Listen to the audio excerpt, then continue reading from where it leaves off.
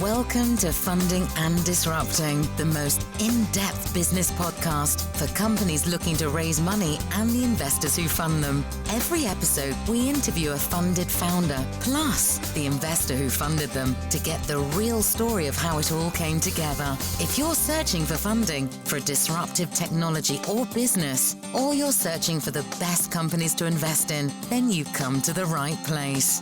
This episode of Funding and Disrupting is brought to you by Aura Collective, a leading tech PR and marketing firm. Let's get funding and disrupting.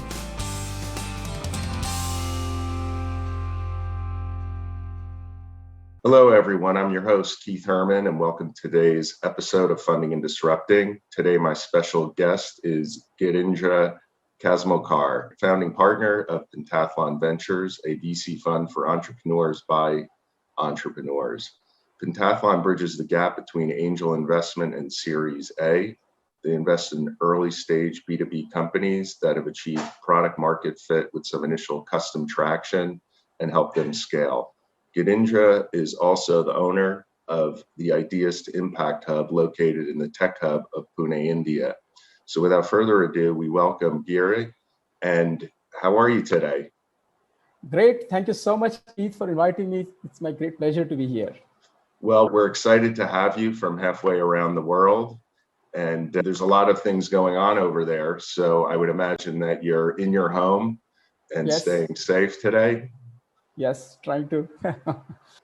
So I'd like to start. I'm really astounded about your career. It's really remarkable. You've been a tech entrepreneur for 30 plus years, and you began at Tata Consulting Services. You moved on to start Verisoft, one of India's earliest and leading independent testing companies. Software Quality Services, or SQS, the global leader in independent testing, then came along and acquired Verisoft, and you continued with them as head of India operations and also sat on the board of SQS India and SQS USA, both public companies. So from there, you went on to found Pentathlon and remain involved in other initiatives that hopefully we'll get to later. With such a diverse background, do you consider yourself an investor first or an entrepreneur second, or vice versa? I think an entrepreneur first. And I think that even the fund that we are running is like an entrepreneurial activity. And it's actually a great pleasure because it allows us to work with other entrepreneurs, deal with them, talk to them. And these are the newer generation entrepreneurs who seem so much more savvy and well equipped as compared to me, myself, 30 years back. So it's always a great pleasure to be working with these guys. As an entrepreneur, you love to have the opportunity to work with younger entrepreneurs. So tell us about Pentathlon. For instance, how did you decide on the name and who are the other partners of the firm?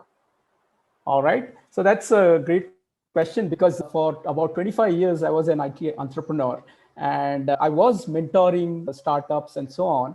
And so when I exited from my last venture, the first thought that I had was to start a fund and to help early stage entrepreneurs and the kind of entrepreneurs that we were mentoring in my earlier year.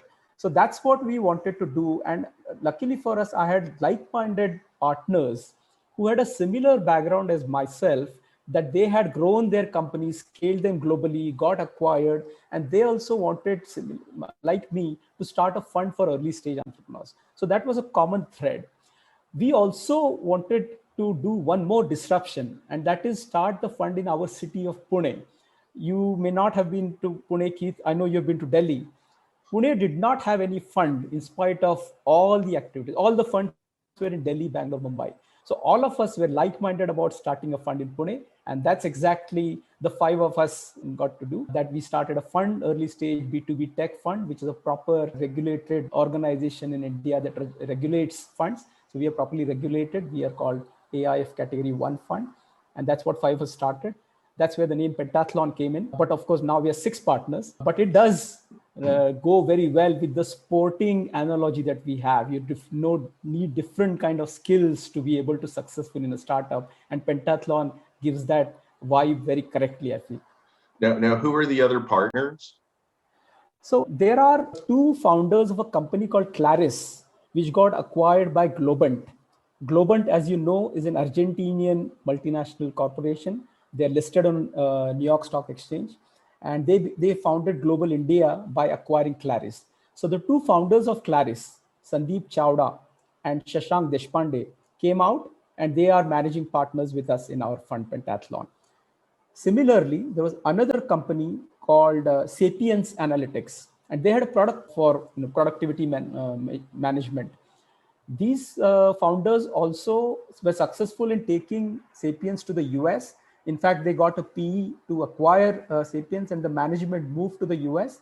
And these founders didn't wanted to be in India, so they came out and they have joined the fund.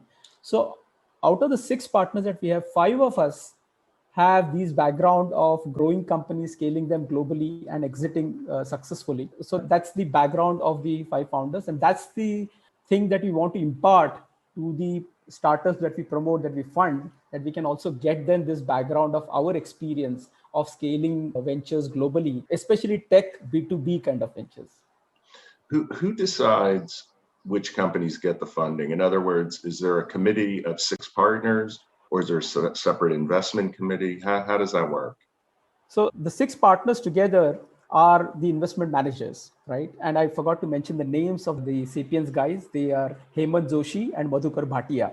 So all of us, accomplished entrepreneurs from Pune. But we do have an independent investment committee. And one of the things that I would like to say, that just as we got a lot of support from the Pune entrepreneurs in forming the fund, all our investors are also first-time entrepreneurs, first-generation entrepreneurs, mostly from Pune, but sometimes outside of Pune, or even sometimes outside of India, but mostly from Pune. Similarly, even the investment committee is made up of entrepreneurs out of Pune.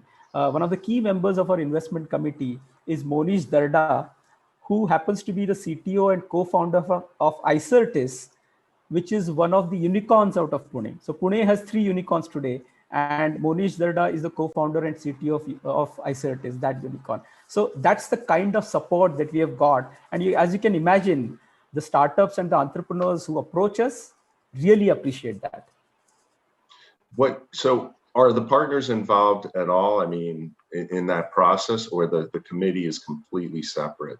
No, the partners are involved. So the partners together with the external IC members is what constitutes the investment committee. So we play dual roles, in fact, triple roles. We are the investment manager, we are the investment committee members, but we are also investors ourselves. So that's another differentiator for our fund.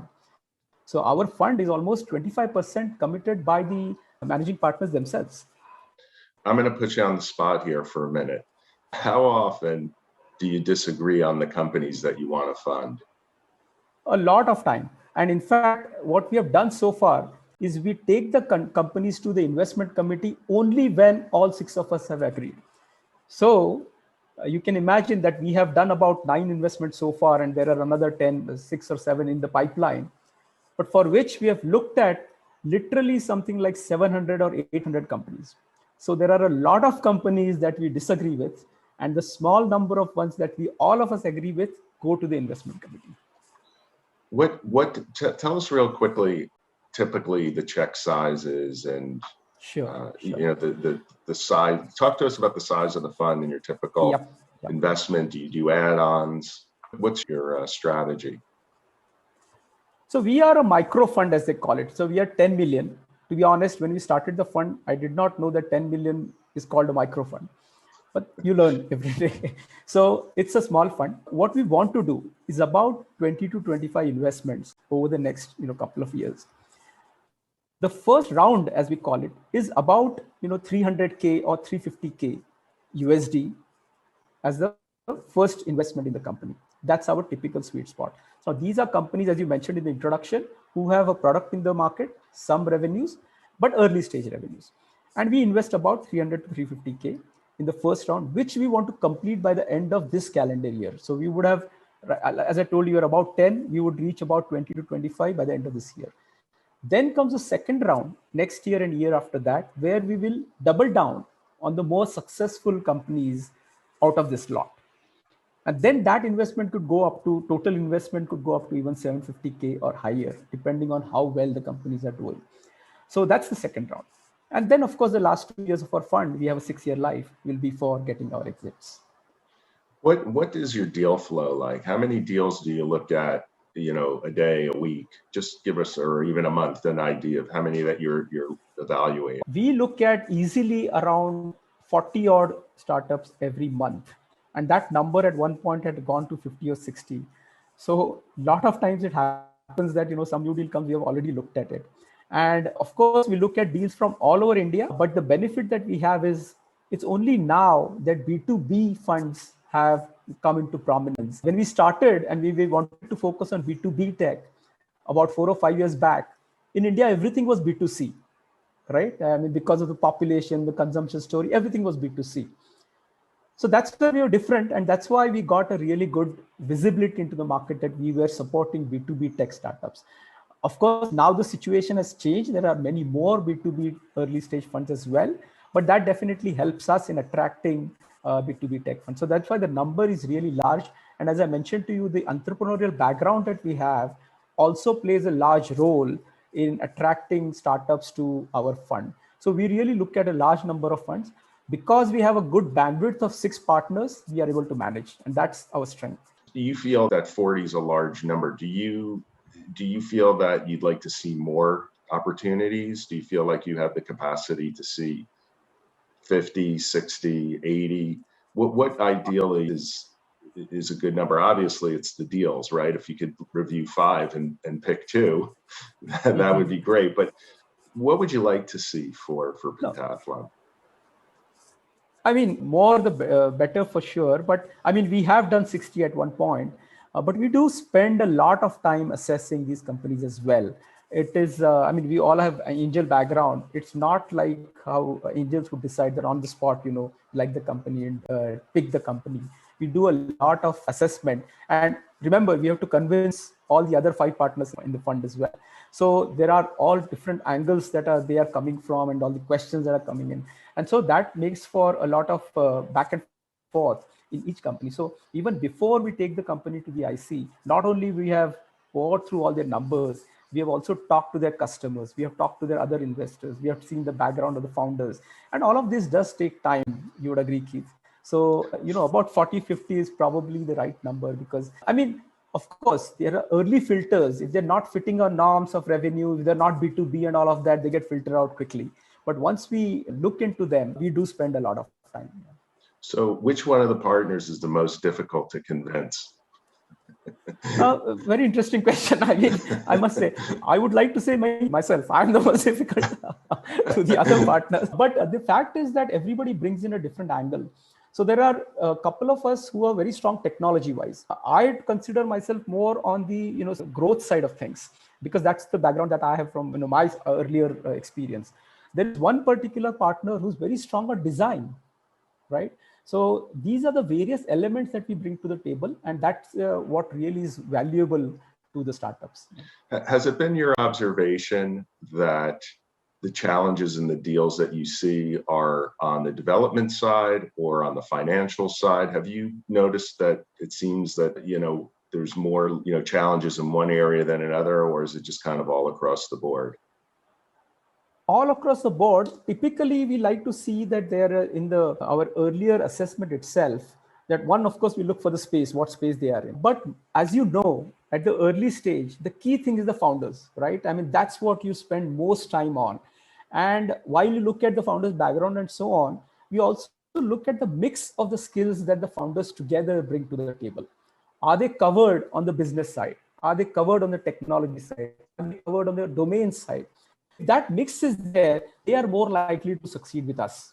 So from that perspective, some weaknesses sometimes are on the technology side, sometimes the weakness on the business side. So it's not, I can't say that there's one thing that I can talk about everything. Different startups will have their different weaknesses. And in fact, I don't even mind that the startups have some weaknesses. We are not looking for the perfect startup. As long as there is a weakness that we can plug really well, that's the best partnership. I mean, if they have a design weakness, for example, then with our design background, with one of the partners that we have, that's probably the best because then we can really add value by plugging that gap with that startup.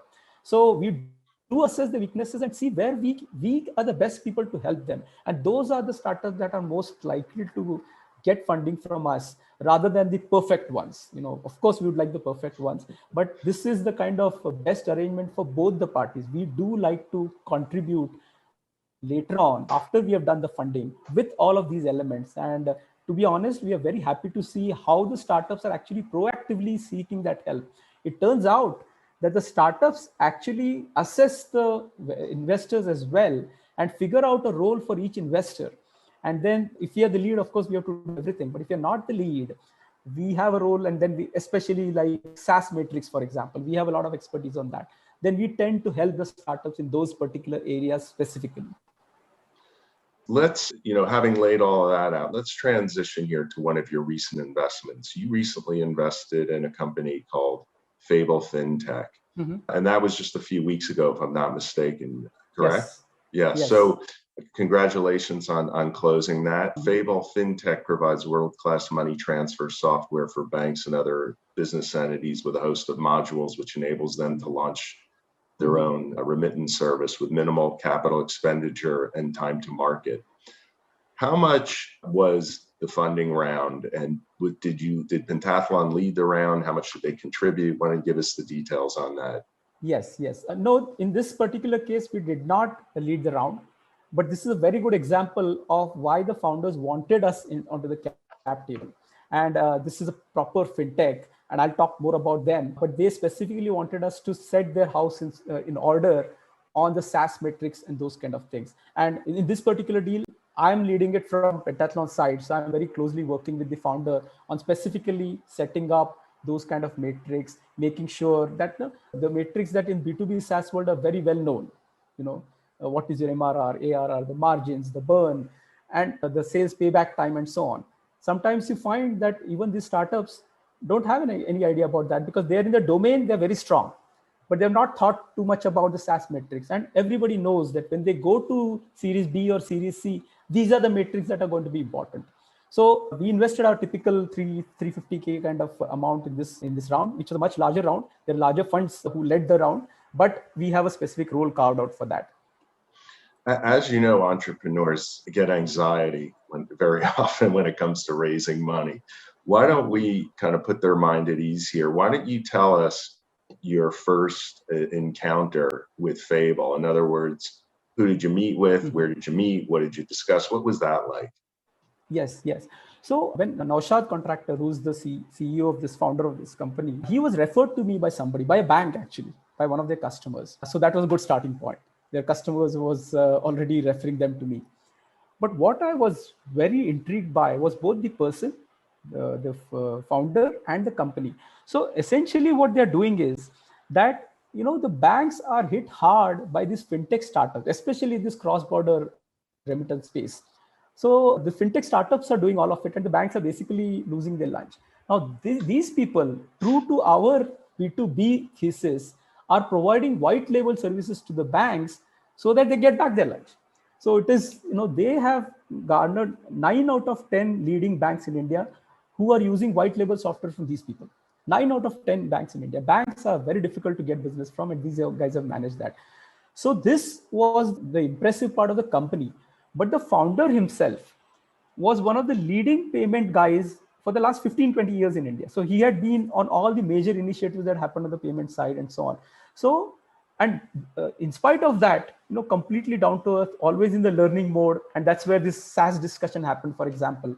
So the first impression, the first call itself, went very strong on what they were offering, plus what the founder was capable of. That's what, and then of course, all the assessment, the detailed due diligence and all that happened later. We talked to their customers all over the world. In fact, I even talked to the guy that they were going to hire in Singapore after the round. So he was kind enough to have my views on that person as well. So that is the kind of interaction we are having with this founder, which is how we can together help this company grow to the next level, to the international markets, using our experience of scale that we had in our companies. And that's what actually helped us. So in that initial call, if you remember, I don't know how good your memory is, but we're going to test it here. Okay. In that initial call, Was it strictly about business? In other words, hi, had the introduction, nice to meet you, I want to tell you about the company, and straight into the pitch? Or did you talk about your family, what's going on in the world? What kind of, how personal was that conversation? I think, Keith, that's a very good question. So obviously, some part of the call was to understand the business. But definitely, I think the decision was because of the comfort with the founder. And to be honest, I didn't get into the family and stuff in the first call itself. But definitely, as a person, I understood and liked what Naushad was like in terms of how he looked at business, how he worked with his colleagues, beyond his own personal expertise in the space of payments, which I talked about earlier. And to be honest, that was what really clicked and then allowed us to take the next steps. It has, that is very important for me, actually. Now, what was the most appealing part of the platform? For the product that they've built? Yeah. So was there a specific feature to it? Was it Yes. Looking at it from a technical side primarily, would you say that when you look at projects, you're looking at it first from the technical side and then as a business model? First, the use case. I mean, that's most important. What problem are they solving? What is the use case that they're working on? And as we all know, whoever has done remittance, it is painful. It is very costly. So this is the big problem that they've solved. And for every corridor that you can think of, let us say India, US, India, Dubai, all of those have their own regulations, right? Every country on each side of that corridor will have their regulations and they have to take care of that. What they've built in terms of technology is a very configurable backend set of APIs that allows them to build this corridor and manage it later on for any changes very quickly. It's all mostly a configuration kind of a change for them. So that is what has sold them all these big banks, because they know the process is very difficult. Somebody has to manage it. Sometimes it's done as a bespoke development. You won't believe this. I mean, IT companies would build these kind of things, whereas these guys have solved this problem by building a product which is backend, completely white labeled for the bank, but they can very quickly configure it to change, to take care of any change that happens. That was very powerful. How long of a process was it from that first initial conversation until you funded your portion of the round? Okay, so a few months, I would say. This was late last year that we had the first interactions. And even after, we took a couple of months for our IC to give the approval. And so we were, formally done. But then after that, the due diligence and all of that, it took another couple of months. So it, in all, it must have taken about 4 months or so. But this was rather a longish period for this one. And typically, it is 2 to 3 months for the money to be in the bank. In this case, it happened a little bit later for reasons that were not on our side. Mostly on the round was bigger, and they were tying up all the other larger investors, the lead investors, and so on and so forth. So that's why it took a little bit longer. But from our side, it takes about 2 months, at the most 3 months, for the money in the bank.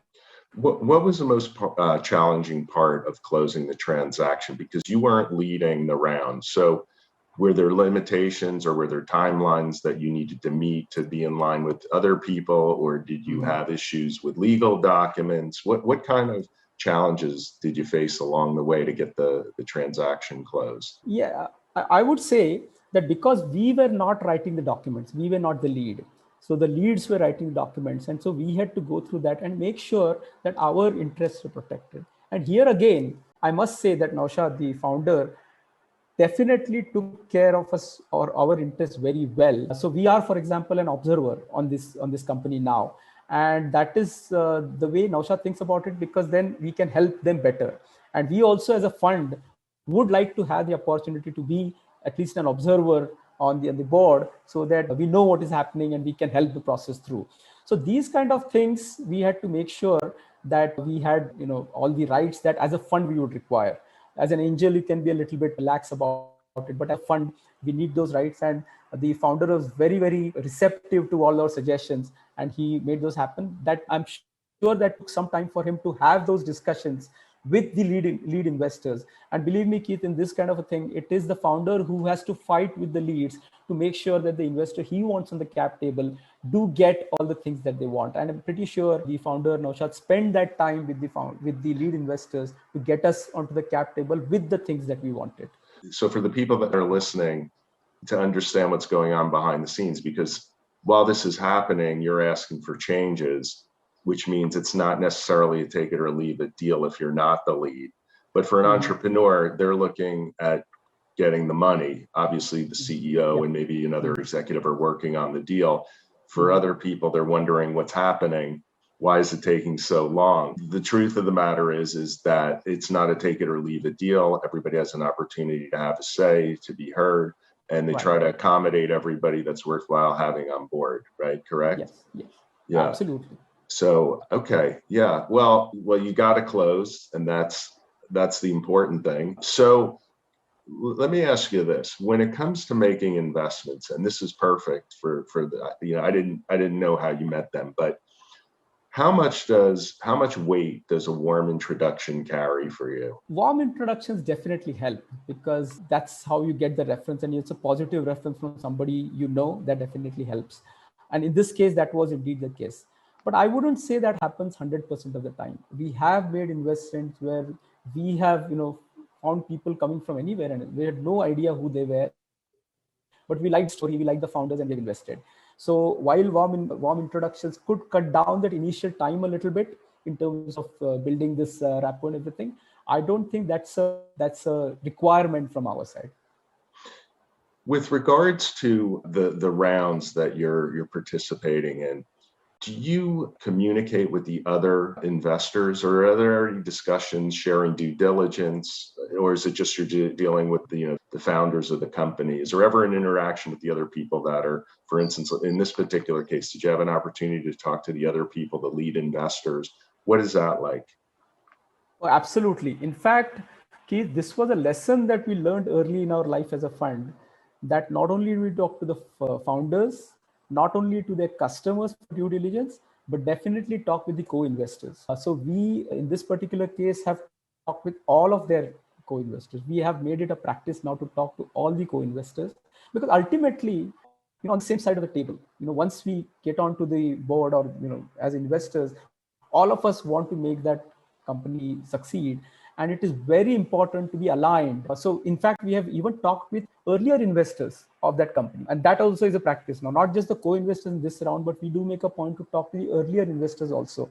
And in general, everybody welcomes this quite openly, because everybody benefits out of having a good communication between all the past and the present investors of the company. So definitely we do that, and I think that's the best practice. Do you feel that the founders, in your experience, founders that are raising capital, that they're comfortable with this idea, or is it a new idea to some of them? Well, I'm a first fund guy, so I don't know if it's a new idea or not. I just think logically it helps everybody, and that's I mean, as far as the founders of the company, I mean, it's a lot of work for them. You say, well, I want to talk to this one. Everybody now wants to talk to each other. So now, instead of dealing with people individually, they have everybody talking to each other.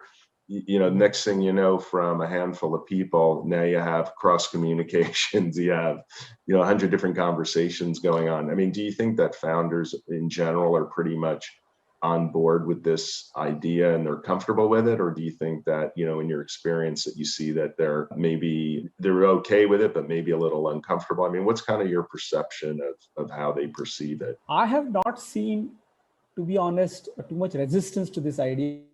But I take your point. I don't think too many other funds have done this back to us. So I now see that may not be a standard practice. So we are the ones who are asking meetings, and that founders have been very ready to do that. I know that that is work for them beyond all of this they're doing with the raising of the round and so on. But so far so good. I haven't seen any resistance to this idea at all. How may our audience get in touch with you if they're interested in perhaps investing in another fund that you're going to do, or co-investing, or even seeking? Why don't you share with us? Should they go to the website? Sure. Should they email you? What's the best way? Our website is pentathlon.vc, and that has all the information about our fund. My own email ID is Giri, Giri, @pentathlon.vc. and feel absolutely free to reach out. I'm very good at responding on email. So that's you can expect a response from me pretty quick. Otherwise, LinkedIn has a big source. I mean, I'm on LinkedIn and a lot of people reach out on LinkedIn, but then I quickly get onto email with this and then the communication can continue there. Fantastic, Gary. Thanks for sharing your time and experience with us today. Wish you the best in your endeavors. You're investing there. That's it for today's interview. If you're a VC firm or tech company founder and you'd like to share your interesting story, please visit us at oraco.com. You'll learn more about Oraco Collective, PR and marketing services, and you'll find the podcast application you need to complete to appear on our show. Thanks again for joining us. Until next time, keep funding and disrupting. Thank you, Keith. It was a great talking to you. Wonderful opportunity. Thank you for joining us on this episode of Funding and Disrupting. Don't forget to visit our sponsor, oraco.com, to learn more about working directly with Aura Collective's exclusive technology PR team. They'll help you craft your message, get noticed in the press, and help you get your venture to the funding finish line. Again, you can visit them at www.oraco.com. Keep funding and keep disrupting.